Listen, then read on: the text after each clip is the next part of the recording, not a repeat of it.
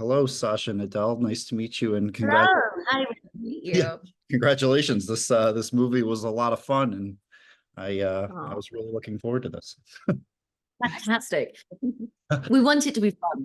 So Yeah, that's perfect. Yeah. yeah. I mean, that's what the people want these days. So, um, Soy right. yeah. I mean, Adele, as sort of this is sort of your brainchild. I was curious, going back to the beginning, did you ever in a million years, as you were writing this, think, oh yeah, this is going to be a Hollywood movie one day starring Sasha? No, I wish I had thought that. I would have loved to have had that foresight. So I write a novel a year and have done for 23 years. And I love being a novelist. I love that environment. I love being able to create it and have the story, have the intellectual challenge of where's the twist, what's going to happen. Um, I didn't. I've always said, "Oh, I'm not too worried about getting a film made. I can't see where I even have the breadth in my life to take that on."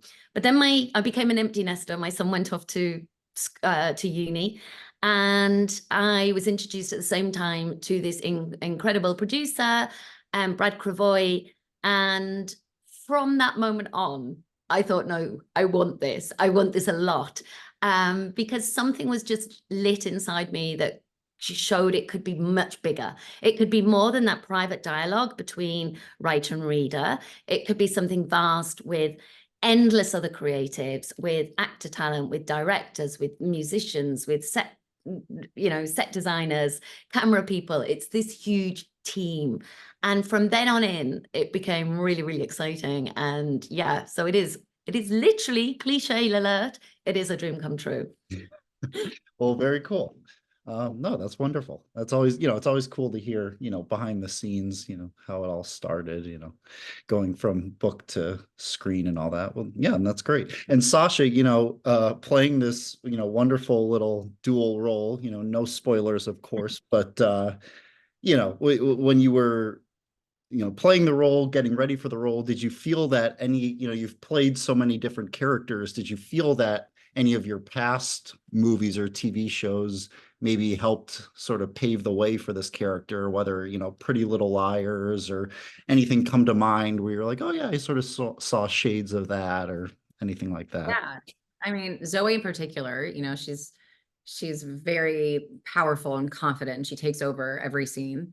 And I feel like that's a nod to Allison. Of course, Allison was, ridiculous in so many ways. And she did take control of every situation that she was in, which is so fun as an actress. It takes, a bit of getting used to because you have to own it or people don't believe it. And so in a way, it's this weird, empowering confidence booster when you achieve it. And I've seen a lot of people in the comments after the trailer say, this is grown up Allison. This is amazing. I want to see this crazy Allison as an adult. And that is a huge compliment because that means that they're believing it. Yeah. And I think Zoe is just so fun in her unfortunate, toxic nature. It's so entertaining to watch somebody like that. And you hope that that doesn't happen to people and that you yourself are not that type of person. But unfortunately, it's because it's so entertaining. We see it transform into so many different things. It's like that guilty pleasure. But both Anna and Zoe, I think are just kind of, it's in me somehow. Just, I've been in the industry for 24 years. And I think that I would hope I understand people. I feel like I've been able to put myself in other people's shoes and understand why people tick. It's why people love figuring out serial killers and the psychology behind it. It's not because they like what they do, but it's the nature. Fascinating. It's fascinating. But yeah, the psychology behind it is fascinating. And so of course, I think there definitely are elements of other characters that I played, but I think that's mainly due to the fact that people are very different, but they also often have very similar motives. And I think Allison and Zoe have similarities in that way because so much of their life is not controllable. They need to take control in order to cope. And I think that is definitely something that Zoe has gone through where there was a lot in her life that she couldn't control. And so this is her way of making sure bad things don't happen to her. Very cool. Yeah. Yeah, that's yeah, and Adele, I was wondering, I spoke to Parker and Jeff last week separately, and they both kind of commented on how, reading the book and then reading the script, and then of course, the script took certain liberties towards the end of, the story. So I was curious how you felt about all that, if, you know, how much input you had, if you No, felt I those was very, changes. I was very lucky because from pitching the idea really initially to Brad, right at the beginning, he sort of said to me, no one at this stage is going to feel as passionate about this project as you do. Yeah. Obviously, as time has Right. gone on, people have found significantly more passion about this project. Everybody has that passion. But at that stage, it was kind of, he said, if you want this to happen, you need to make it happen. And it was during COVID times and nothing much was happening. So he put me in touch with Chris Silverton, who is the screenplay writer.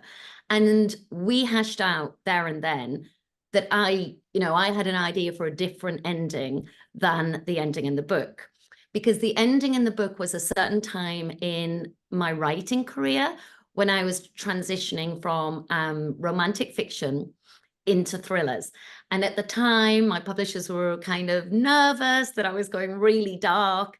So my initial idea that for the book had been shelved, and and we softened it for the book. So I had this huge opportunity to go, do you know what? I've got a really dark thought. Let's bring that out. I mean, no spoilers, but I think you're coming to a thriller. It is dark. Right. So Chris and I worked on that all the way through. So Chris would write, then he would send it to me, and I would make notes, and we'd do a polish, and it would go back and forward. So I felt very comfortable by the time that script was being sold in exactly where it was going. It wasn't a surprise to me at all. Yeah. And actually, I keep saying to people, please don't feel you have to choose between, oh, I'm a book person or I'm a movie person, because I hear that debate so often. Right. And I'm just, you're allowed to like both things. That's like saying, I don't like, I like bacon, but I don't like sausage. You can like both things. It's fine. Yeah. So, they are different. I think that offers a really interesting level of entertainment for whichever way you want to consume your entertainment. In a book, it's 300 pages. If I was reading that aloud, that would take 17 to 19 hours. We have 90 minutes. So it's got to be something different. It's got to be punch after punch after punch. So I was really excited about where we got to the ending. And I presume the ending that is presented in the script is what attracted Jeff to the project in the first place, the director. And perhaps if it had been the softer ending, that wouldn't have attracted him. Who knows? I think it had to be this script and this form that would, I think you wouldn't have been as happy if it had been, I think you love this punchy ending. I loved the punchy ending. Yeah. Not knowing the contrast. You're right. I'm not sure. I mean, I think I still would have loved to have played twins and have played these fun characters, but I didn't expect it the first time I read the script, which is what really helped nail my excitement into it. It was like, oh yeah, this is fun. This is a twist that most people won't see. Yeah. And how cool are both of these characters separately? They're so different, and I can really sink my teeth into it. But yeah, all of that's the same. Yeah.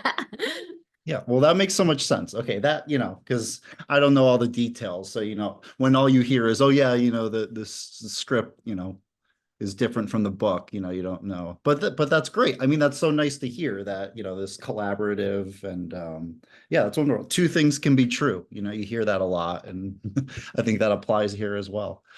Well, that's great. And Sasha, I was just interviewing another actor, and he told me that his dream, I said, if there's one director he could work with, who would it be? And he said, oh, hands down, Paul Thomas Anderson. And and here we are. And I know you played that lovely little role in Inherent Vice, which is one of my favorites by him. I also read that book. Speaking of, book to screen, and just curious what it was like playing, that fun little role alongside Martin Short and all that. it was incredible, honestly. Like I'm so thankful that I've gotten so many cool opportunities to talk about characters, some really, really funky, different characters. And I don't think I've ever been in an environment like that before. Working for so long in the industry, you get used to certain things and how certain things operate, good and bad.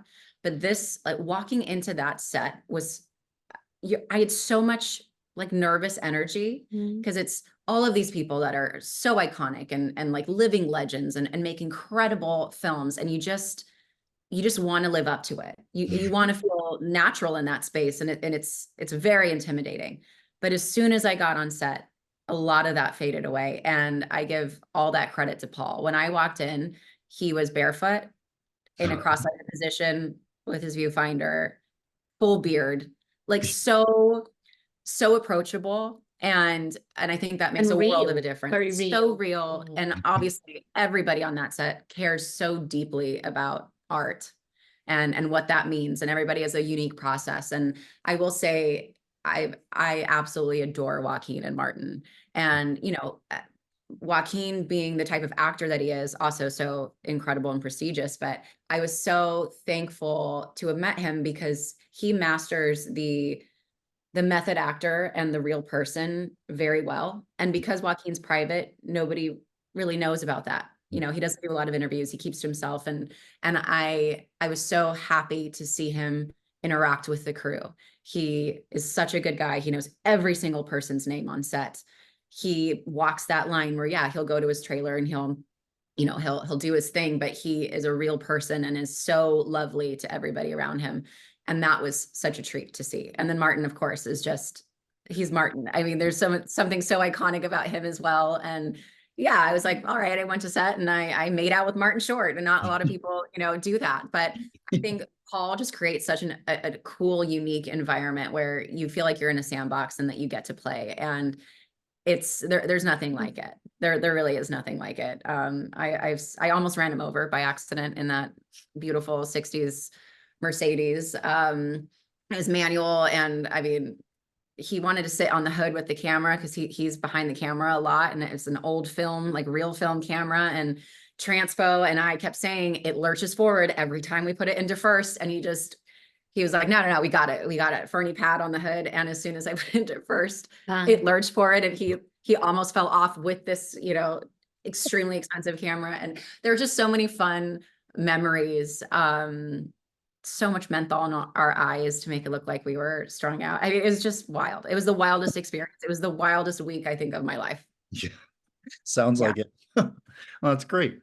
Well, I mean, yeah, I really appreciate you guys taking the time to chat with me. I mean, I can't wait for everyone else to see the image of you. And yeah, I mean, yeah, I mean, I guess my last question is, if there's one thing you hope people take away from this movie, I mean, in a short little, I mean, anything come to mind, and whoever wants to shout it out.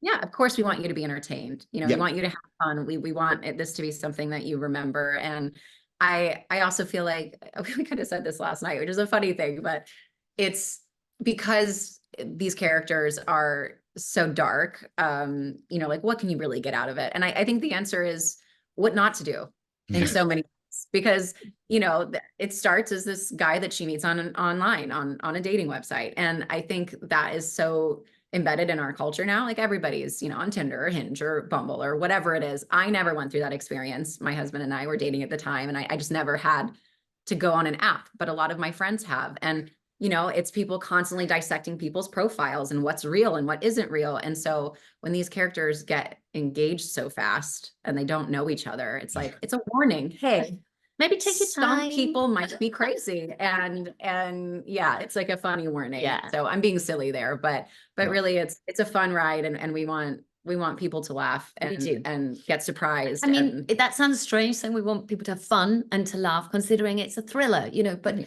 I think that's the nuance of this. You think you're coming in for a rom-com, it turns dark, but throughout there is that humanity and humor with all the characters that kind of settles in to the very core of us, because we are complex. Humans are complex. Yeah.